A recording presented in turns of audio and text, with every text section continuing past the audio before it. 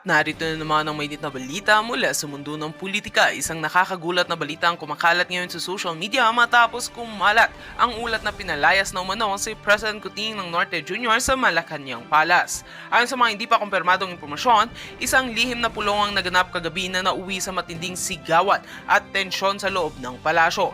Ilang mga saksi umano ang nakakita sa convoy ng Pangulo na mabilis na umalis mula sa compound bandang hating gabi. Sa gitna ng mga pangyayari, lumabas ang pangalan ni Vice Presidente Sara Duterte bilang posibleng uupo bilang bagong Pangulo ng bansa. May mga balitang nagsasabing nagsimula na ang konsultasyon sa ilang miyembro ng gabinete at mga matataas na opisyal ng militar para sa isang transition of power. Bagaman wala pang opisyal na pahayag mula sa Malacanang, tila nagkakaroon ng malaking pagbabago sa takbo ng administrasyon. Samantala, umani ng iba't ibang reaksyon ng mga netizens sa social media. May mga natuwa at nagsabing oras na para sa pagbabago habang ang iba naman ay naggulat at hindi makapaniwala sa bilis ng mga pangyayari. Trending ngayon sa X, dating Twitter, ang mga hashtag na #BBMOut at #President Sara na patuloy na pinag-uusapan sa buong bansa. Hanggang sa ngayon ay tikom pa rin ang bibig ng palasyo at ng kampo ng Vice Presidente sa tunay na nangyari. Subalit ayon sa mga political analyst, kung totoo ang mga ulat na ito, maaari itong maging pinakamalaking political shake-up sa kasaysayan ng bansa. Patuloy nating babantayan ang sitwasyon habang hinihintay ang anumang opisyal na pahayag mula sa pamahalaan. At yan nga ang mga balitang ating pagkakatutukan, at kung bago ka pa lamang sa aking channel ay huwag kakalimutang mag-like, share and subscribe para updated ka sa mga bagong balita dito sa Tatak Pinas.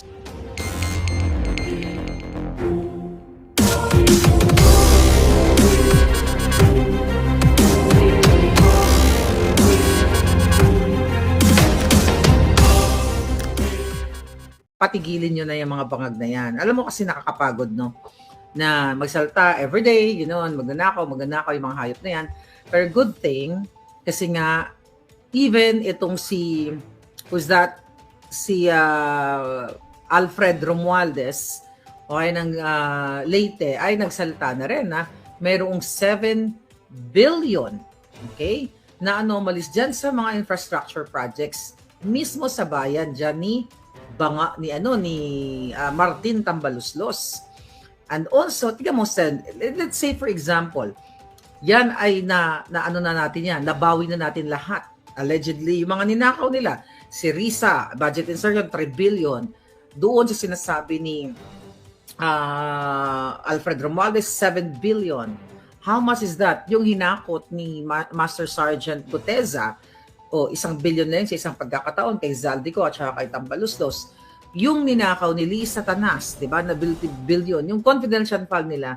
So kawawa talaga yung bayan. Then, ang mangyayari na lang talaga sa inyo, forever kayong kawawa. Forever kayong mahirap.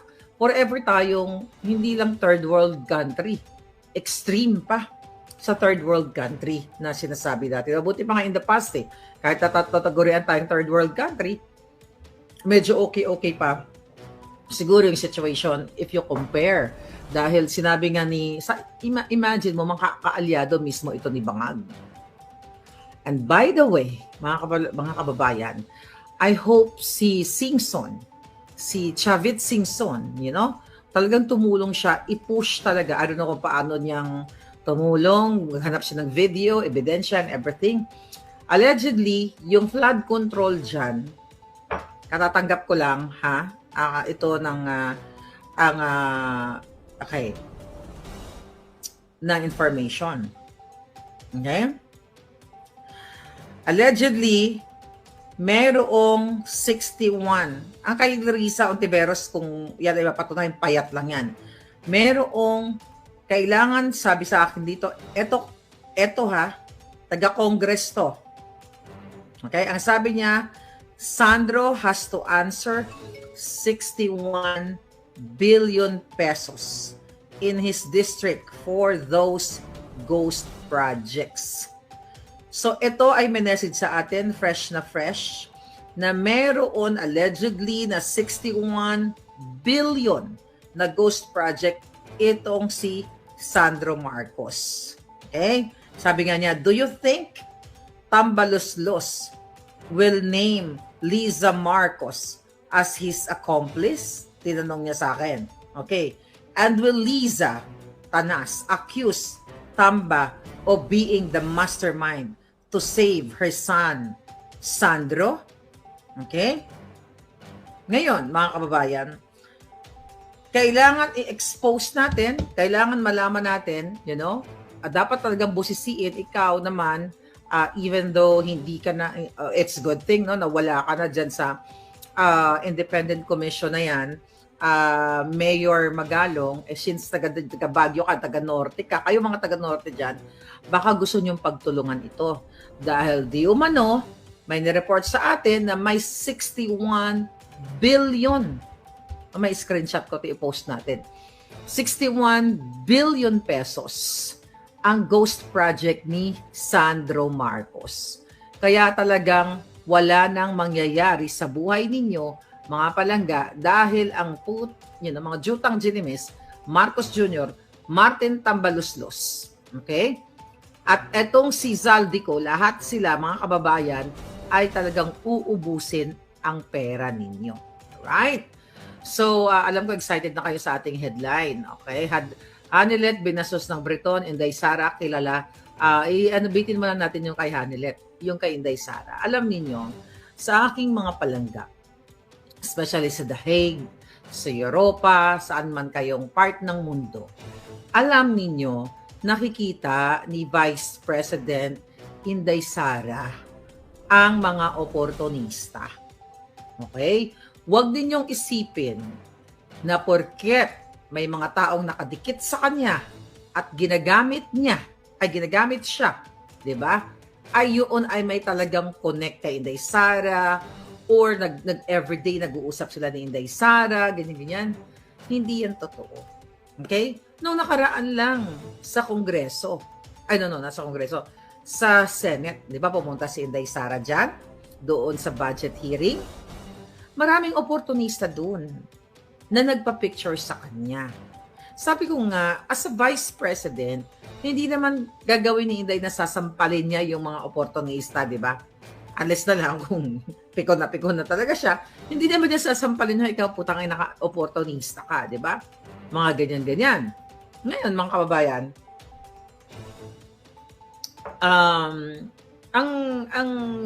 ang totoo niyan,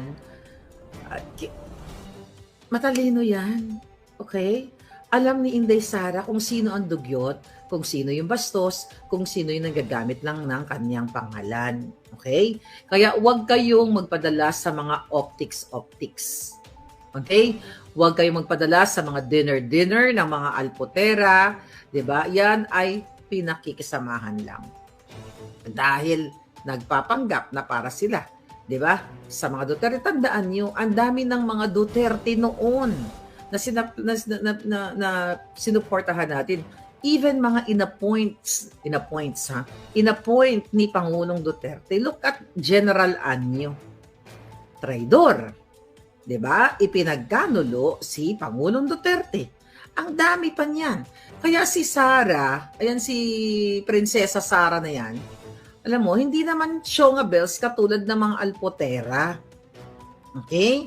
Hindi yan, alam nyo, sila ang galing mag-optics ngayon, nangingikil na naman sila sa inyo, nangihingi na naman sila ng pera, gamit na naman ang mga kawawang kababayan natin sa Cebu. Okay? Na walang proper what? Diba? Nagdedemand sila ng proper audit, diba?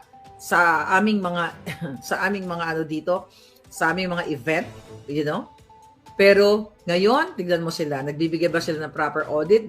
Nagpapadala nyo na naman daw yung pera doon sa kanilang trusted supplier. Sila yan, ng mga alpot. Ngayon, nasa inyo naman yan, pera nyo naman yan, wala naman akong pakialam. Kung gusto nyo magpabudol kayo. Di ba? At yung mga pera nyong pinagkudkuran ninyo ng CR.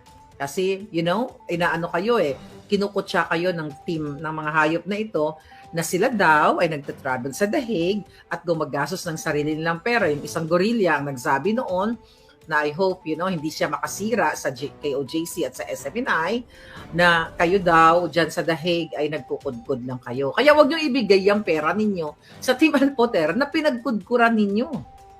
Wag nyo ibigay yung pera. Ang nakakalungkot kasi, I know, kung gaano kayo kapassionate when it comes to fighting for what is right and fighting for PRRD. Yung mga pinagkudkuran ninyo dyan sa Hague, yan ang pinanggagastos ninyo dyan sa pamasahe nyo sa bus mula sa UK o kung saan mang part ng Europe para mapakita nyo yung suporta kay Pangulong Duterte. Tama, di ba? So, wag nyong ibibigay yan. Okay? Huwag niyong ibibigay ang pera ninyong pinaghirapan ninyo kasi ganun kayong putyain. Okay? Lahat naman tayo, wala pong, I don't know, maliban na lang talaga, lahat kahit mayayaman dito sa Amerika, kumukudkod ng kubeta. When I say kumukudkod, naglilinis. Kung hindi ka naglilinis ng kubeta, ibig sabihin, o ng CR, yan kasi ginamit nilang word CR, dugyot ka. There are times, di ba? Lahat naman tayo, well, ayoko na pumunta doon sa ano na yon, kadugyutan na yon. Huwag niyong ibibigay ang pera ninyo. Yun lang ang pakiusap ko. Kasi ganito kayo kalaitin ng mga to. Pero huwag kayong mag-alala. Hindi po tanga si Vice President Sara na katulad ng mga dumidikit sa kanya. Alam niya yan. The moment you open your mouth, you look at her, alam ni Sara kung sino ang opportunista. Sabi ko nga doon I wish I can pwede kong sabihin yung pangalan, pero wag na, tsaka na lang. Meron doon, sa Senate. Na nakakatawa lang talaga, di ba? Alam niyo yan, kayo dyan na mga kamag-anak ni Inday. Alam niyo kung sino yung tinutukoy ko. Alam niyo kung sino-sino yung mga nandoon. But ganun pa man, ganito talaga ang labanan sa politika. Kanya-kanyang siraan, pero matira matibay. Tandaan ninyo, definitely not Robin. Okay? Not Robin, habi na yun si Robin. Hindi yun palangga. Ngayon, mga kababayan, sa mundo ng politika, actually, nakakaloka kasi hindi naman tayo political na tao, hindi naman tayo politiko. It just so happened, we talk about politics. So ngayon, itong mga Team Alpotera, mamili kayo. Yung ginagawa nila ngayon, pati mga anak ng mga nakabangga nila doon, nakapagtalunan nila doon sa dahig, ay inuungkat nila. Alam nyo ba, mga kababayan, ako binibigay ko sa inyo yung desisyon Ang ginagawa nila, number 1, sinulat ko bago ko makalimutan. Kasi yung isa doon na pinagtanggol yung asawa niya, Aquino ang apelyedo. So gumagawa sila ng kwento, uy, Aquino ka pala Ikaw yung double agent. Aquino yung apelyedo mo, Aquino ka, ikaw ay makabangag. What the heck? Ganon po kabobo at kababa, akat walang kwenta, ang team ng Alpot na bumubuka ka ang kipay. Okay? So, ibig bang sabihin, porket Aquino ang apelyedo mo, alright? Porket ang apelyedo, ang Aquino, sa dami ng Aquino sa Pilipinas, even mga Espanyol Aquino. So, ibig sabihin, pag Aquino ang apelyedo mo, mga kababayan, ay ano ka na, bangag ka na? So, yun yung narrative nila na binabato doon sa kay Jason, ang pangalanan ko si Jason, na ipinagtanggol lamang niya ang kanyang asawa. And another thing, okay, akala nyo hindi alam ni Inday yung mga ginagawa nila, na gin-name drop nila si Inday, nasasabihin na, makakarating to kay Inday, makakarating to kay Basti. Anong ginawa nito ng mga Team Alpotera? Di ba pinagtatanggal nila yung live nila? Bakit nila tinanggal yung live? At nag-extract lang sila ng mga bagay na medyo pabor sa kanila. May nakasave na yun. Okay? At for sure, sa mga staff ni Inday, nakikita nyo, mga madam, mga sir, kung sino ang opportunista. Tama bang in-name drop si Sara sa kaguluhan na wala naman siyang kinalaman? Okay? Tama ba? Dito, ako alto kasi I know Sara, walang panahon yan wala ngang wala ngang ang pagkakaalam ko, walang social media si Inday sa cellphone niya. Yun ang pagkakaalam ko lang. Okay? Ngayon, sa dami ng hinaharap ng Vice President, tignan mo ngayon ang ano ni Inday doon sa Cebu, di ba? Yung pagbigay niya ng kalinga right there and then. Kumpara dito sa Bangag na nag-optics lang, wala na yung panahon. I'm just talking dun sa people na nagmamahal kay Inday. Hindi naman layo-layo pa po ang laban natin. Na sana, titignan ninyo ang mga taong gustong gamitin si Sara. Alam niyo naman yan kung sinong opportunista. Huwag na tayong mag-anuhan dito dahil alam natin Look at me. Alam nyo kung sino ang oportunista, kung sino ang ang mga gago dito. Tama ba yan, mga sir, mga ma'am? Nag-away sila doon. Unang-una, dinadamay nila ako, wala naman ako doon. Okay, fine. Wala naman akong hindi naman lang ako mapapabagsak. Nagtulong-tulong na nga. Imagine mo, NPA, yung grupo ni Ontiveros de Lima. Pinabagsak ako niyan nung kay Bangag pa ako. So, nung bumaliktad na ako sa taong bayan, actually, hindi naman ako bumaliktad sa taong bayan, ever since naman, taong bayan ako, ibig sabihin, nung iniwan ko na ang mga bangag, nadagdagan ang gusto mo pabagsak kay Maharlika, ang mga Ensimada supporters, ang mga NPA. And now, nung nahuban ko rin mga alpotera, mga oportunista, 3 na. 3 grupo sila, mga NPA, mga hardcore sila, mga mamamatay tao, mga solicitor general, mga lahat, versus Maharlika. At meron ng mga palangga ko na nagtatanggol sa akin, nandyan kayo, na marami sila, pero wala silang political clout. Wala silang NPA group, wala silang armas, wala silang pera. But I'm grateful. Now, mga kababayan, eto ngayon, ang chika. Alam ni Sarah kung sino ang oportunista.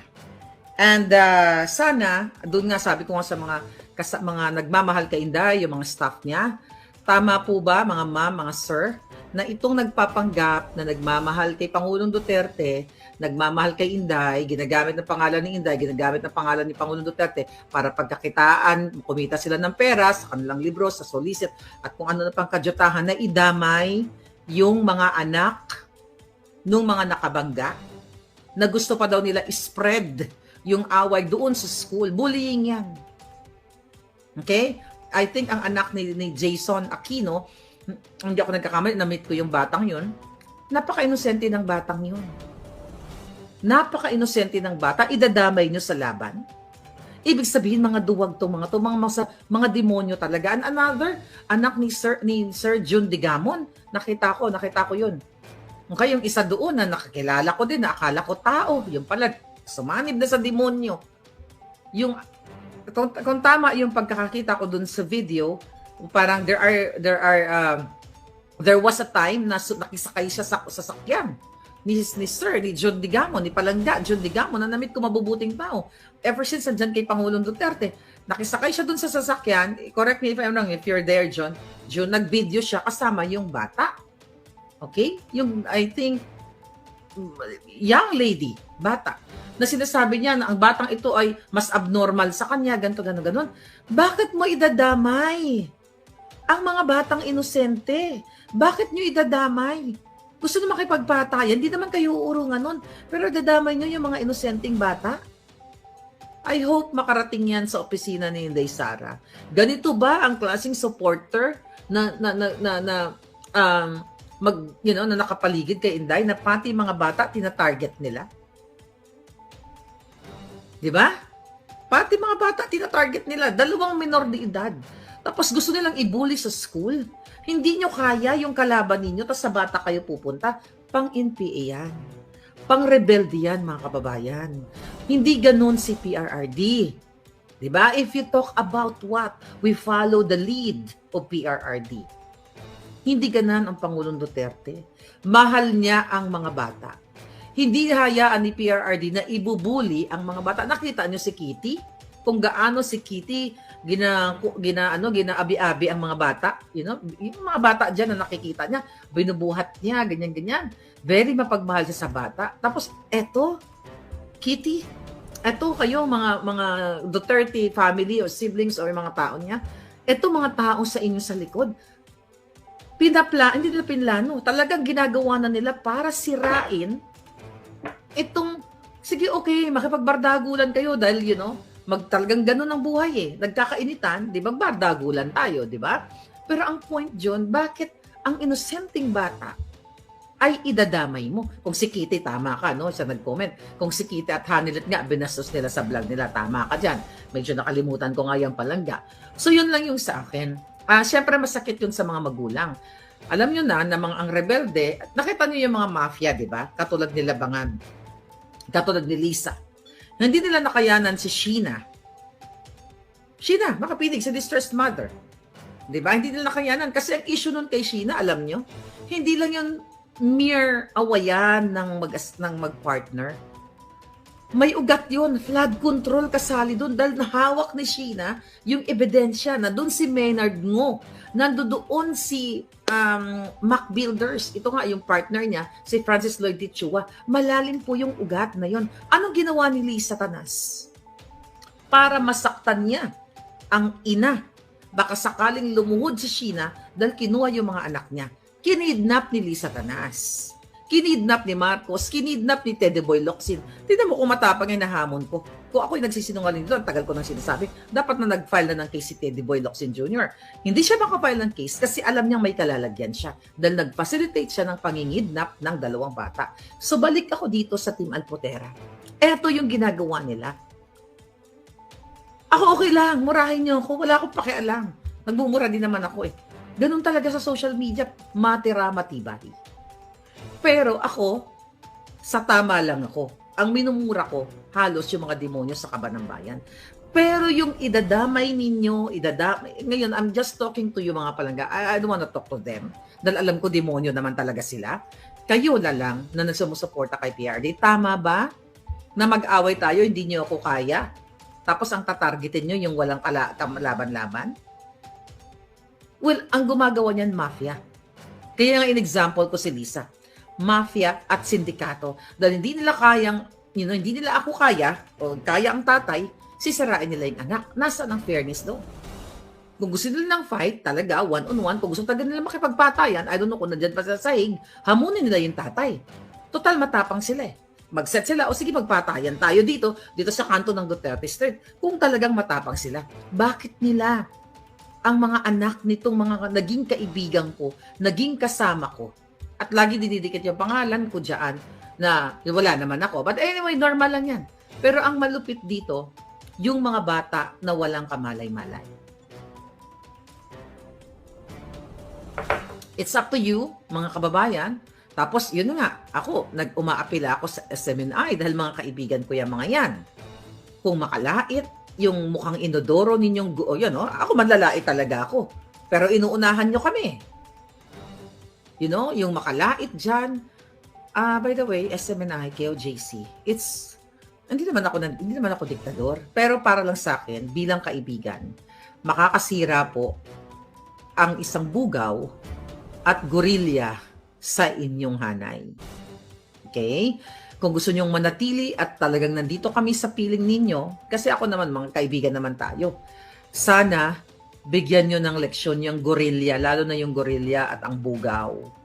Yung gorilya na yan, na kung laitin na isang basura, na nangarap na ma-meet si Maharlika sa LA, pero hindi ko pinagbigyan.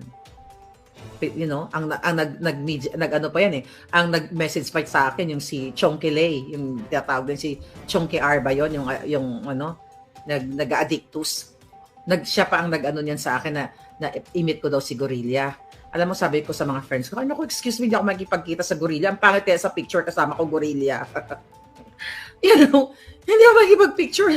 Kaya hindi ko minute yon. Alam nyo yan. Huwag kayo galing-galingan dahil kayo ang gustong makipag-meet up sa akin.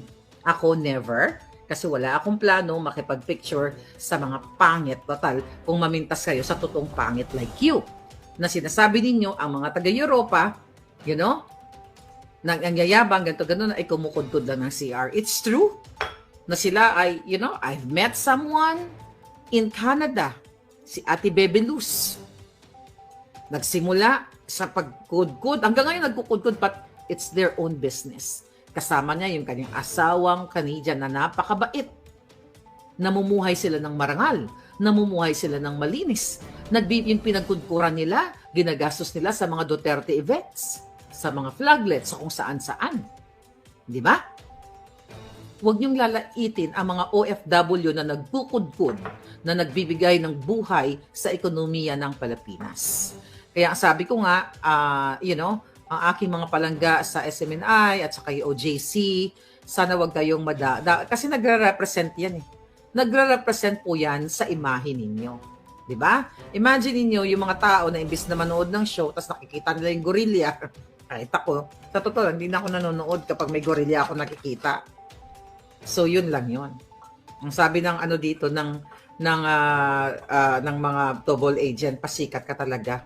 Hoy bakla, hindi ko na kaya magpasikat. Excuse me. Kaya ka nga nandito, di ba? Kaya ka nandito. Dahil dito yung palangga mo. Magkano ang sweldo ng kudkud sa Europa? Magkukudkud ako pag pumunta ako dyan.